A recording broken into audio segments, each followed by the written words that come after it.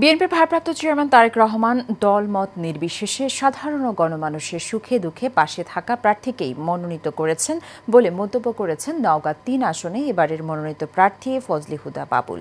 বিকেলে মহাদেবপুর ধানের শীষের পক্ষে ফোরামের তৃণমূল বিএনপির নেতাকর্মীদের আয়োজিত সমাবেশে সব কথা বলেন তিনি। বিস্তারিত মঞ্জুরা নামের রিপোর্টে। বিএনপির ভারপ্রাপ্ত চেয়ারম্যান তারেক রহমানের মনোনীত নওগাঁ ৩ আসনের ফজলে হুদা বাবুলকে বিজয়ী করতে ধানের শীষের ফোরামে তৃণমূলকে নিয়ে মহাদেবপুরে এই সমাবেশের আয়োজন করে স্থানীয় বিএনপি। ধানের শীষের সমর্থক গোষ্ঠী বানিয়ে আমার ছবি ও ব্যানারে দিয়ে তারা যৌক্তিকতা তুলে ধরার চেষ্টা করেছে যে না, ফজলে হুদাকে মনোনয়ন দেওয়া ঠিক আছে। এ সময় ফজলে হুদা বাবুল বলেন, আগামী জাতীয় নির্বাচনে শহীদ জিয়ার আদর্শ বাস্তবায়ন করতে ঐক্যবদ্ধ হয়ে কাজ করতে হবে।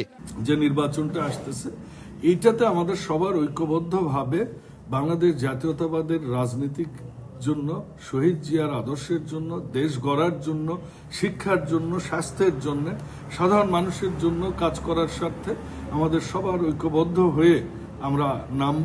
নির্বাচনকে সামনে রেখে দলের সাংগঠনিক কাঠামোর বাইরে যাবে না বলে সাফ জানিয়েছেন ফজলে হুদা বাবুল। আমি রাজনীতি করা মানুষ, আমি রাজনীতির সাংগঠনিক কাঠামোগুলা মেনে চলতে চাই এবং সে কারণেই যেদিন কোনো একটা বৈধ সংগঠন প্রোগ্রাম করে আমাকে দাওয়াত দিবে অবশ্যই আমি আসব। আর এই মহাদেবপুরে তো কাজ করছি, বিভিন্ন ধরনের সামাজিক কাজ করছি। আগামী জাতীয় নির্বাচনকে সামনে রেখে সব ধরনের ষড়যন্ত্র মোকাবেলায় নেতাকর্মীদের প্রস্তুত থাকার আহ্বানও জানান নওগাঁ ৩ আসনের বিএনপির এই প্রার্থী। আমি এই সংগঠনটাকে সম্মান জানিয়ে আমি অপেক্ষা করছি। আমার মনে হয় যে দ্রুতই অবসান ঘটবে অপেক্ষার, কারণ আমরা সবাই শহীদ জিয়ার সৈনিক। Mondal Enam, Asian television, Dhaka.